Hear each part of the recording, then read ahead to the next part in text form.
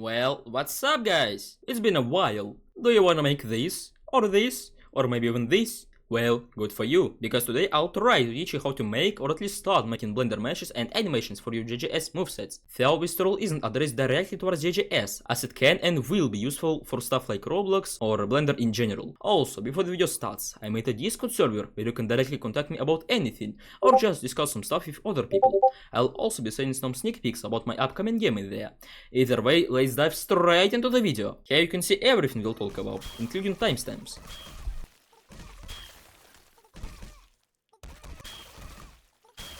Alright, here we are.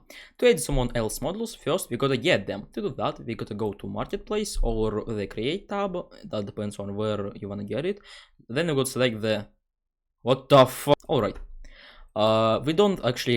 We can't actually use this ID because it simply won't work. It's the item ID. We need the mesh ID. To get that, we need a better Roblox plugin. I'll leave it in the description, and it will give us that button. We gotta press it, find the mesh, and copy these two IDs: mesh ID and texture ID.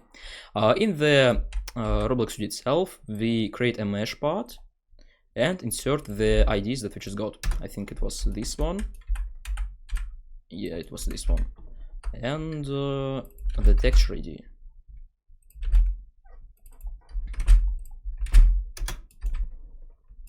Alright, it works. Now find this part in the workspace, mesh. Right click, save export as obj and save it wherever you want. Alright, now in the Blender we go to import, wavefront obj, we find our model, we import it, and at first it will be completely solid, but to fix that we go to hold Z, select material preview or rendered, but this will probably hit up your PC, and we had this. Great. Now we gotta fix the topology. Right now it's kind of broken. It shouldn't be like that. We gotta press the entire model by pressing A, press M by distance, and it removes a lot of unnecessary verticals. That just happens when you import any model from Roblox to Blender. I don't know why. And then we can also press Ctrl T. I think it does something, but not sure. I heard it fixed something as well. And as we can see, the model is now well, it works fine. Alright. Before we actually export it back, we gotta check if it already has a UV wrap, whatever it's called. We can do that by pressing this. And yes, it already has one. If we make a new one, it will just completely break. Like, look at this. I don't really know why. So I'll just create a new model. Let's delete this. Let's add UV sphere. Let's make it more smooth because I feel like it. And now we go to, oh no, first we got to go to edit mode, and we go to create a new smart UV project. Let's deselect this, select everything by pressing A. Press Y, this Y, yeah, you got it. Please press this, and here it is. Now it works. Now we go to shading tab, we create a new texture, image texture, color, alpha, and a new image texture. Alright. Now just to demonstrate that it actually works, we gotta paint it. Wait, not that way. This paint. It works. Alright. Now, to export the model, we got to go to File, Export, FBX, and save it as wherever you want. I'll just name it Test. Now here, we can actually make it a little lower, because in the Roblox it will be 100 times bigger than it is right now. And to fix that, we can set it to this value. Now we export it, and we also got to save the texture itself. We can do it by going here, pressing Alt-Shift-S, right, and saving it. Now back in the Roblox Studio, we press Import. We select the model that we want. It was named for me text. Oh yeah. We remove this, and here it is. It works. Now let's apply the texture. We got to select it, go to texture content, add an image. My image was untitled, this one. It works. Also, if you don't have this tab, you go to upload your game first. It doesn't work without that. And it kinda works. I think the lighting messes up it a little bit, but whatever, that's just Roblox thing. I don't think we can really do anything about it. Or wait. Oh, it was actually here. Never mind then. Also, speaking of modifying the model, the best way to create a new part would be uploading a reference image, then clicking on the preset viewport. It's basically that rotating thing on the right, and selecting the axis we want. Now, create a plane, remove 3 polygons to get just one, place it over the reference image and start making a shape. You can do it by pressing on the polygon, clicking E and moving your mouse, just like I did while making this paraffin model for my friend's upcoming JJS moveset. By the way, paraffin is not coming soon, he's busy with other projects, motherfuckers. It's also very important to mention that after clicking E, you should always click either X or Y to move the polygon across the specific axis. Otherwise, the polygons won't stay on a single axis and will create a mess. Anyways, let's move on to rigging. Alright, now we have this beautiful ball. It's not animatable, but we can easily fix it. We go to Add tab, we add an armature, it creates a bone, we move it around here. Also, it doesn't phase through the model right, for now, but it can be easily fixed by pressing in front in this tab, the data tab. Now go to edit mode. Let's change this armature a little bit. Actually, for now, let's just leave it like this. All we gotta do is create some bones for the ears. I'll just keep the part.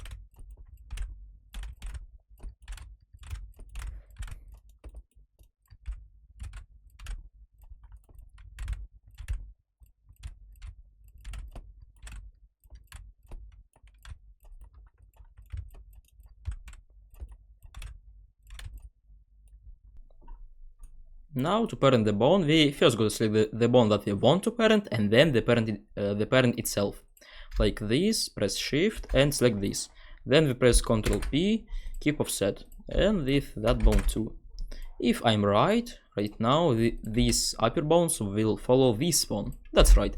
But for now, this model is not actually rigged because it doesn't follow the models itself. To fix that, we go to Object Mode. We first select the models, and then the armature itself. Then we press Ctrl P, and with empty groups. Actually, we can do it with automatics, but that's not a really reliable thing. It will mostly do all the job for us, but look at this. Sometimes it just kind of messes up. Yeah, I didn't want it to also touch this this entire thing. At least it selected the entire ball. Okay, whatever. Now, to actually do it by ourselves, first we select the model, then the armature, Ctrl P, with empty groups, and right now we go select any model that we want, then the armature. Oh no, first the armature, then the model. Oh, and we go to texture paint. Now, shit. Wait, paint. My bad. Okay, now we can switch between bones by holding Ctrl, Shift, and pressing on the bone. Right now, I want this one. Let's increase the size a little bit and make it well, full red.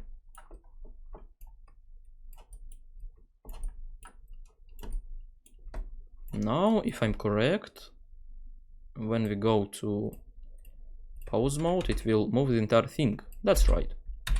But what? Why is this already rigged? I didn't do that. Okay, whatever.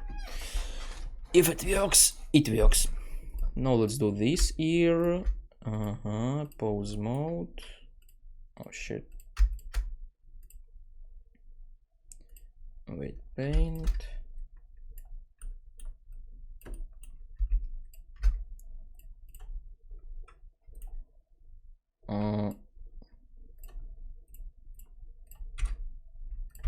Now it kind of works. Alright, that's fine. At least for me. Now, how to make this model stretchable? This doesn't actually work in Roblox Studio because Roblox Studio can't currently see the transformation of bone besides the movement and rotation. But we can do it for JJS, because for JJS we'll have to import every single frame well, by our hands. Not really a pleasant thing to do, but whatever. Okay, we can do it by pressing E, we create a new bone, and we do that to this side as well. I think this isn't connected, right? But this is, and we don't want to be connected. We can select first this bone, then this, Alt P, clear parent. Great. Now we want this bone to be parent to this. We select them both, Control P, keep offset. Great. Now let's go to pose mode and select the central bone. We go to bone constraints, we go to stretch 2, we select the amateur, and we select the upper bone. For us it's called bone 001. And if I'm right, it works great. The problem is you should not forget to remove the parent from these two bones and to make this bone parented to this. Otherwise it will create some epilepsy type shit. It's really hard to describe, but it just breaks. And now we have a really stretchable model. Here I just made a nice looking animation, but how to import it into Roblox Studio? Well, that's pretty easy actually. So what we're gonna do first is go to frame 0. We select the amateur, then all the meshes. We go to export FBX. Here we chose set to limit to selected object. It will be turned off to you. We set scale to 0.01 because it will be too big. We select only amateur and the mesh. Turn this off, and we can leave that. Name this just ball for video in our case. And now we wanna export the animation. We do that by choosing only the amateur, going to export FBX, only the amateur, turn this off, turn this on, ball for vid animation. And after we exported it, I already did it, we go to Roblox Studio, we press import, ball for video. Here what we wanna do is select a preset that doesn't have upload to Roblox and has insert using scene position turned on by default. Actually, this isn't necessary to turn off. I just don't like I don't like to trash my account with these models. So here we turn off the texture again because it will break the entire thing for some reason. It happens sometimes if Roblox doesn't upload the texture properly. We can do anything about it. So we choose the model that we wanna put texture on, perhaps all of them, but in our case it's just this. I think actually it's a different color, but I don't really care. Maybe I do. Here it is. So then we go to avatar, clip editor, we press on this, and after removing that, we don't actually need it right now, we go to import from file, and we choose our animation. Here it is for me, it's ball for anim vid. We choose I think animation is rig. If it works. Shit, what the fuck? Basically, this shouldn't happen to you because the last time I imported my animation, it had a different scale. So let's update it a little bit, real quick. From file, here it is, animation editor rig, and here it is. As you can see, it doesn't actually apply all the squish effects, but Roblox literally can't see them. There's nothing we can do about it. Roblox can only see the meshes stretch if we don't apply any modifiers to them. So that's how we do it for Roblox Studio. Alright, here comes the JJS part. It's a little bit easier, but a little bit harder at the same time, because you could upload every single frame of the animation to Roblox as a file. So what you wanna do here is select everything, press T, and select constant. It will basically make the animation jump frame by frame. Well, not what you might have expected, but there is nothing you can do about it. So we go to the frame we want to export. Like I want to export this one. We select only the model. We don't need the amateur here. It simply doesn't work on JJS. We go to export FBX, and so what we want to do here is select it all, limit to selected objects. I want to make it mesh, scale 0.01, or it will be too big for Roblox. Maybe it won't, but it will give you a headache, you know. Ball for JJS, I'll make it like that, and now we can export it. Now we go back to Roblox Studio, we import it, ball for JJS. All right, we turn this off, turn this on, save as new. Shit. Okay, here I did it. Now we turn off the texture again because it might bug the entire thing. It simply won't upload. Oh, and here it is. Here we got a single frame of the entire animation. Yeah, you got to upload all of them. Here you can get the mesh IDs. For JJS, I would recommend you to, from the very start, make your entire mesh made of a single object, so you won't have to like upload all of them just for a single frame. So that's how we do it for JJS. Now you might be wondering, how did I change my viewport colors? Because for you it will be all orange and black by default. So how to do that? We go to Edit, we go to Preferences, then we find, where the fuck? Okay, it's in themes. We find 3D export, and here it is. Now we can basically choose anything and it will change in real time. So choose whatever you want. Now I gotta ask you a little question. Have you seen the Pedro XZ moveset in JJS workshop? If you did, you might be wondering how they did that little sphere where you cannot see anything from the outside if you're inside of it. Well, it's actually pretty easy to make. I'll show you how to do it. Okay, first we're gonna add a UV sphere. Let's move it up. Let's auto smooth. And before we add any texture, we of course add a Smart UV project. We go to Shading tab, we add this, Shift A, image texture, connect this, connect that, press this, press that. Great. Now, how they actually do it is by reversing all the faces to face them into different orientation. Right now, if we select this, it will be turned off by default.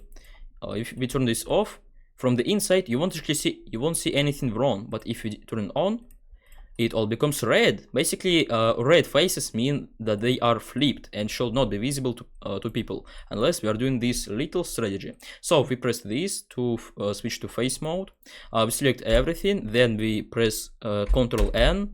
Oh no, I think it was Alt N. Yes, and we press flip.